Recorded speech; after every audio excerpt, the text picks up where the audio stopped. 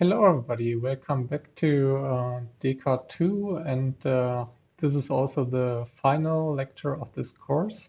I hope you all enjoyed it so far.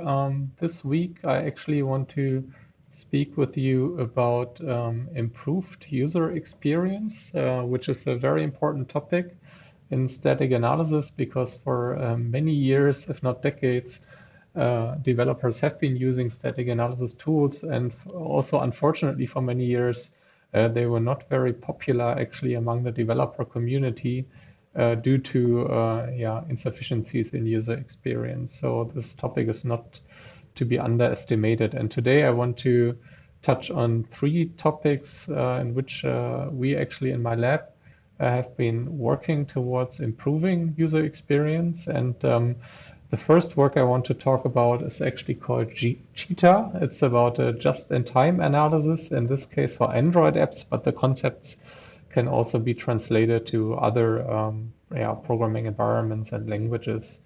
And this is joint work with a number of great researchers we have had the pleasure to work with. But this is also the primary work of my very bright former PhD student, Lisa Nguyen, who is now at Google in Zurich. And actually all the three pieces of work that I will be presenting today are hers, and also are substantial parts of her PhD thesis that you can also find on our group's website if you're interested. So what is CHEETAH all about? CHEETAH is motivated by existing also commercial static analyzers, like you see this one. This is a screenshot of an actual commercial tool. Which one is not important. If you know the domain, you will recognize which one it is. But what is interesting is that this is actually showing many, many different warnings, right? So you get these huge lists of potential static analysis warnings. I mean, here in this project, it's just over 4,000 critical warnings and even many more, maybe not so critical ones. And then you have these long lists, and hopefully there's some prioritization to it. But I've actually been part of several projects where large companies and corporations try to introduce such tools into their tool chain. And then in particular, when they do these first initial scans and they've never used these tools before, there's just so much stuff that they find, right? And I mean, you can imagine as a developer, when you are asked to try such a tool and it gives you 5,000 warnings, and I mean, the first thing you want to do is just put it away again, right? I mean, people are really demotivated by this kind of working style. So there's several issues actually that people have also identified in previous work, like you see here. So there are, first of all, numerous also irrelevant results. So many of these warnings may actually be false, right? Just due to imprecisions in the static analyzer. So that's not very good. Then there's also a lack of responsiveness. So let's say I added something here now in the code to try to fix such a problem. Depending on the analyzer, it can take it minutes, if not hours, to reanalyze the code and tell you whether you actually fixed the problem. That's obviously not a very good state of the art. And then also many tools, they actually lack a customization of the warning ordering. So they just spit out warnings in some arbitrary order, maybe in the program order, but that doesn't really help with prioritization. And as these previous studies showed here, this can actually lead to tool abandonment. So many developers, like I said, are discouraged by this and just would rather go without these tools then in the end. Now, what this work was about with this just-in-time analysis, CHEETAH, was the following. So we had this idea that we wanted to include user-specific needs and prioritizations in the analysis. And then in particular at runtime, so while the analysis is running, it actually decides which of the paths in the program or in the analysis it needs to prioritize. So it would explore the interesting paths first, and then it would return the results that are relevant to the user first, right? So it will always return all the static analysis results in the end, but they will be returned over time, not just as, one big snapshot in the end. Um, and this timing will be prioritized due to user-specific settings. And that's the most general way to think about it. Um, and we explored different kinds of possible prioritizations. So here I want to give you an example. Let's assume that we're doing a nullness analysis, right? So we're running some static analysis across this code that warns us whenever we have a potential access to a null variable, right? And if you look at this here, G and H, they're definitely non-null, but F is definitely null, right? So that also means if we have an access f dot a, that is definitely null, and that is something that the user or the software developer should definitely be warned about. But then here we have an alias of f, right? So this may already probably be a little bit less our priority, but here in this case, we actually see that this is a must alias, right? So at this point here, we definitely know as a static analysis that also g.a will be an invalid field access. So this we also probably definitely want to warn about. But then here we have a may alias, right? So depending or not on whether this branch is actually taken, and we don't actually know whether this branch is in fact realizable at runtime, but depending on this condition, H may be null or not. So that means here we have a potential null pointer access, right? And then maybe we want to warn about this, but maybe also not, right? So this warning should then probably have some lower priority. That's the idea behind all of this. But then also, previous work had already realized that developers are actually more focused on their current working set. So how does that actually help us? Well, let's assume that a user has written this code and is currently manipulating this method here. And so we assume CHEETAH to be a tool that is actually integrated into an integrated development environment, right? So into some IDEs such as IntelliJ or Eclipse, right? And then we can actually figure out when the user, has its cursor here, that this is actually the code that the user is actually manipulating.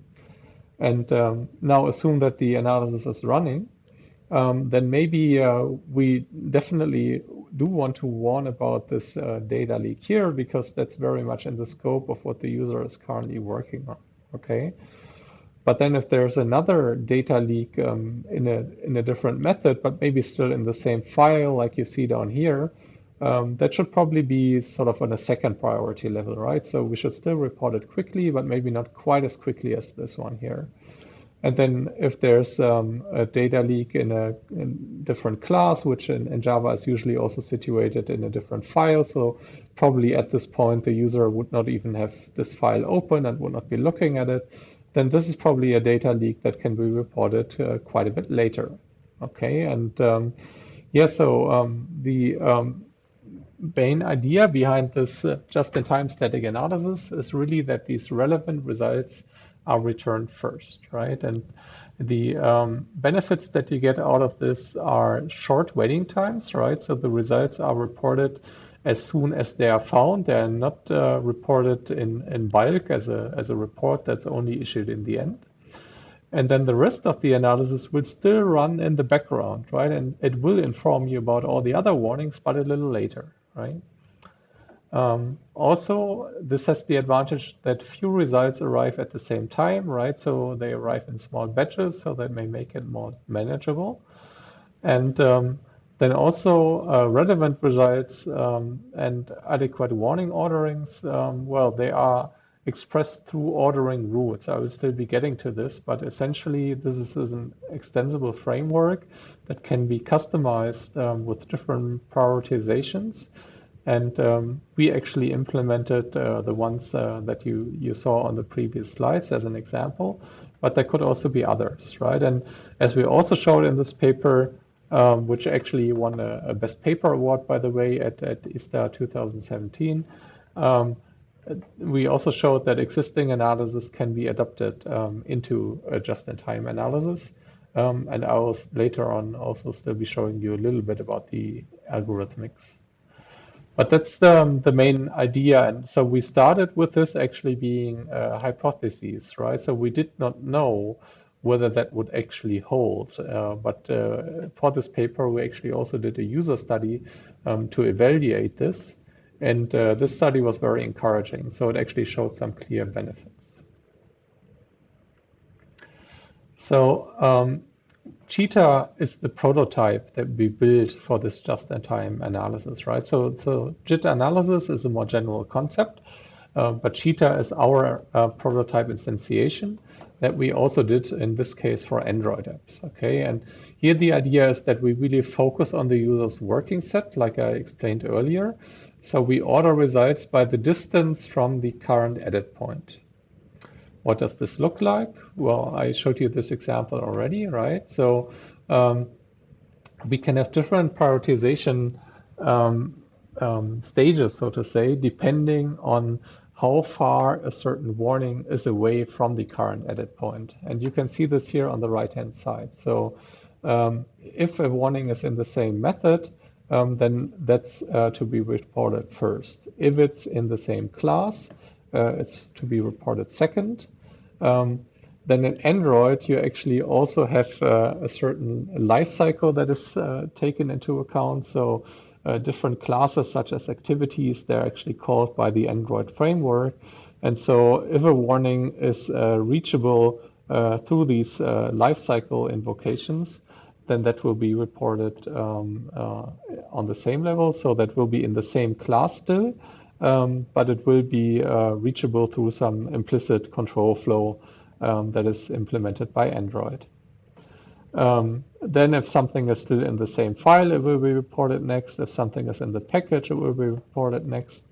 Then if something is reachable only, maybe in a different package, but in the same project, and it is reachable through a monomorphic call. So the call graph analysis was able to exactly determine, that there is a method call that will go to this method, and that method resides in the same project. Then we will report it next. And then if we have a similar method call, but it's polymorphic, so we cannot exactly decide to which method it's going, then we will report it. And the last prioritization is that if something is reachable anywhere through the Android lifecycle, then it will be reported. And then if there's still anything left, that will be reported in the end. And so in this example, right, so we will first have the method level, and that spans until here. And there are other data flows, for instance, to these calls here, which will also be analyzed by the static analysis, but actually at these points, it will first pause. So it will first explore everything that's on the method level, and only if that has been fully explored, it will actually continue exploring the rest. For instance, then it will continue exploring the class level, like you see here, and then once this has been explored, it will go actually to the next prioritization level. It will see that here it has a method call to something that is still in the same file. We assume this is all written in the same file here. And then that will be explored and reported as well. So not only will results be reported in this ordering, they will also be computed in this ordering, right? So that's very essential because through this trick, we can actually make sure that everything that should be reported first is also computed first, and therefore can be computed and reported quickly, right? So that's also why we call it just-in-time analysis. We really want to compute on these lower levels as much as possible just in time and be able to report these warnings just in time. And this is really the algorithmics that you see here. So if you have already followed my course on DECA 1 and how we actually do fixed point iteration, then at least the black code here should look very familiar to you. And what you see here is just in blue the adaptation that we needed to do. So in essence, let's first take a look at this main procedure here. So in essence, we have a priority queue, right? And so this priority queue is just filled with a number of different prioritized tasks. And so whenever you take something out of the priority queue, as you see here in line 5, then it's really taken by this priority order. And then you simply, look if this task has already been computed. And if not, then you basically analyze it, okay? And you can, at any point in time, put things into the priority queue later.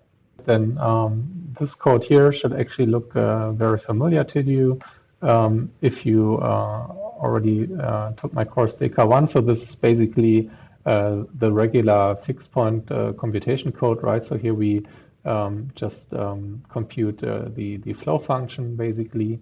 But what's new is this one here. So we basically check whether the current statement that we're at is a so-called trigger. And a trigger is basically a statement at which the analysis might need to be delayed. So in our case, these are basically call sites. And then whenever that happens, we determine that triggers layer and we put it in the priority queue. So we don't really compute this result just yet. We just store the computation basically as a continuation for later. And in other cases, we just compute it right now.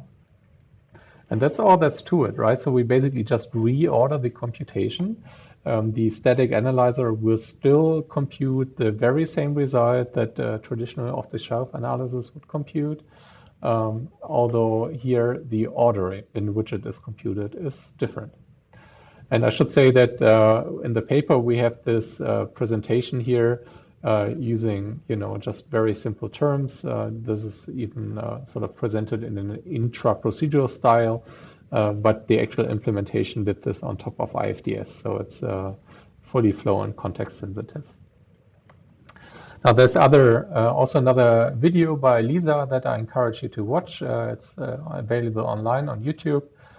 Here's the link, and if you want to see a demo of the tool, that can definitely be helpful, and I encourage you to take a quick look. Now, as I said, we also evaluated CHEETAH, so we compared it to some base configuration, which is basically a batch-style analysis with the very same flow functions. And we did this with 14 Android applications from F-Droid. So F-Droid is an open source repository of open source Android apps. And we, first of all, did some empirical evaluation where we saw that CHEETAH typically returns the first result in less than a second. So it's really pretty quick. And we also saw that more warnings are reported at lower layers when the analysis starts around a data leak. So that was also interesting. And lower layers report warnings with shorter traces. So, if we have lower layers with higher priority, then they tend to have shorter traces, which sort of makes sense, right? But then probably more interestingly, we also did a user study, and there we were actually able to really confirm our initial hypotheses that indeed developers using CHEETAH tend to fix data leaks about twice as fast when using CHEETAH opposed to using a traditional batch-style analysis. And also we found that 12 out of 17 participants really preferred using CHEETAH over the traditional approach for their code development. There are more details in the paper, and in case you want to read up more, I encourage you to definitely take a look at it. Now there are two more approaches I just briefly want to mention this week, and I'll be doing that in the next video. The first one will be explaining static analysis with rule graphs.